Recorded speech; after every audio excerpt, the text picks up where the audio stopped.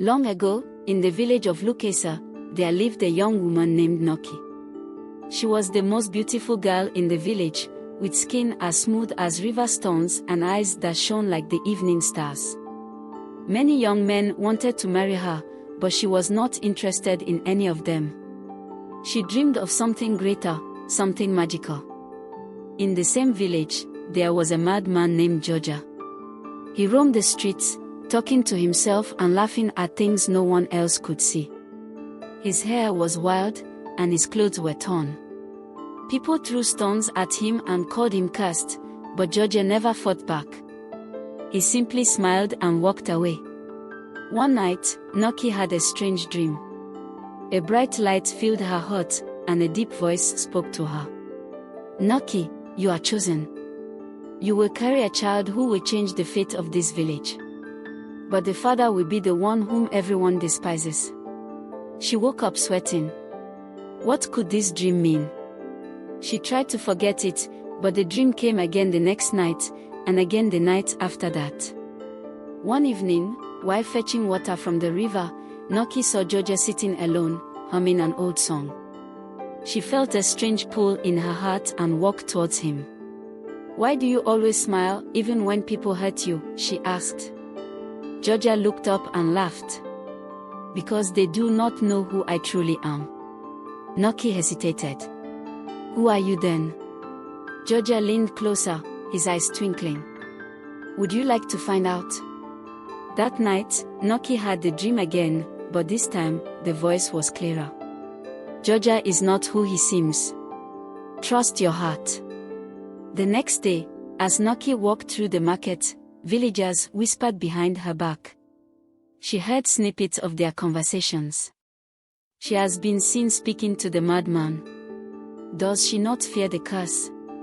Determined, Noki approached her friend, Lima. "If someone told you that the madman was not mad, but something more, would you believe it?" Lima smiles. "Noki, you are playing with fire. Stay away from him." But Noki did not listen. Weeks passed, and she found herself spending more time with Georgia. The villagers mocked her. "Has the madness caught you too?" they shouted. But she ignored them.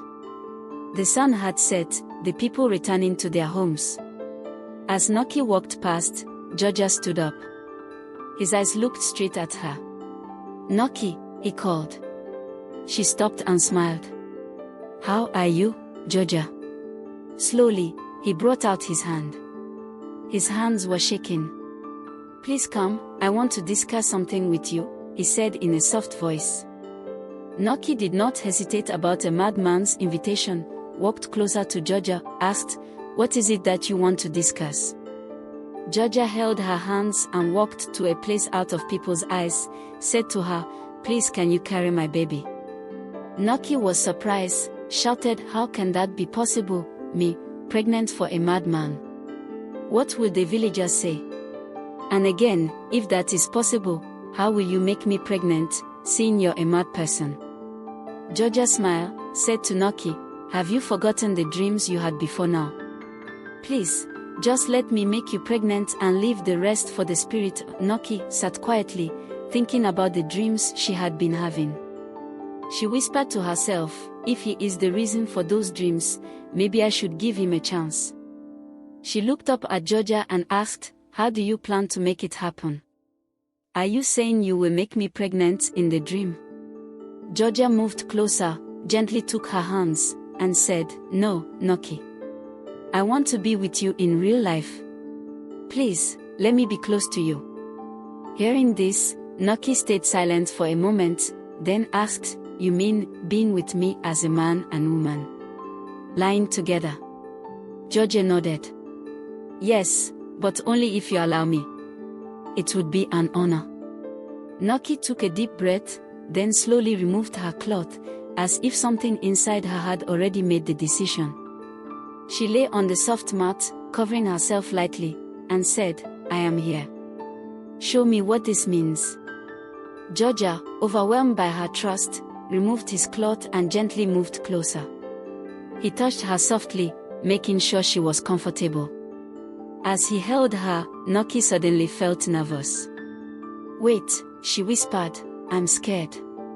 I've never done this before." Georgia paused, looking into her eyes. "We don't have to rush," he said. "I want this to be special for you." He held her gently, letting her decide when she was ready. And under the warm night, wrapped in trust and understanding, they let their love unfold naturally, with care and respect. One day, Noki felt strange. She had not been sick, but she felt different. The village medicine woman looked at her and smiled. "You are with child," she said.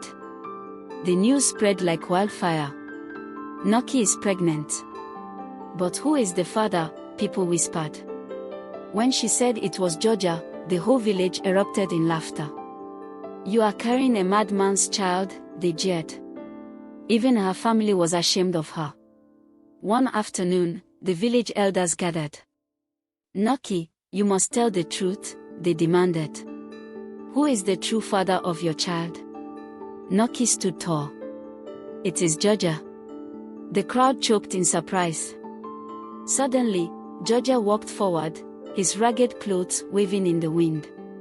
He raised his hands, and a great calm fell over the crowd. "I am not mad," he said. "I was sent to test your heart. And only one among you was pure enough to see the truth." Still, the villagers doubted. One elder stepped forward. "If you are truly not mad, prove it." Georgia smiled. "Meet me at the great spirit tree at sunrise." The next morning, the villagers gathered at the baobab tree, their eyes filled with curiosity and doubt. Georgia stood before them and touched the tree. The old tree shined, and golden leaves grew right in front of them. People took deep breaths in surprise. The village chief knelt before Georgia. "We were blind," he said. "Forgive us." As the months passed, strange things began to happen. The crops, which had not grown for years, suddenly flourished. The sick were healed. Wild animals that once attacked the village disappeared. The people wondered what had changed. One night, during a great storm, Noki went into labor. As the rain poured and thunder roared, she gave birth to a baby boy. But as soon as the baby cried, the storm stopped, and the sky cleared. Georgia, who had been watching from a distance, stepped forward. Before the villagers' eyes, his ragged clothes turned into royal robes, his wild hair became neat, and his mad laughter turned into a deep, powerful voice. The villagers stared in wonder. "What is happening?" one of them whispered. Georgia smiled. "I am the lost prince of this land. I was cursed to wander as a madman until one pure soul saw the truth. Noki has broken the curse." The villagers fell to their knees in shame. They had mocked the very man who had brought them blessings. Georgia looked at Noki and their child. "Our son will be the greatest leader this land has ever seen." The village held a great celebration in honor of Georgia's return. Drums echoed through the night as people danced in joy. Elders told stories of the lost prince, and children ran through the streets, singing his name. And so it was. The boy grew into a wise and just king, and the village of Lukesa never suffered again. As for Noki, she was honored as the woman who had seen beyond the madness and into the heart of a king.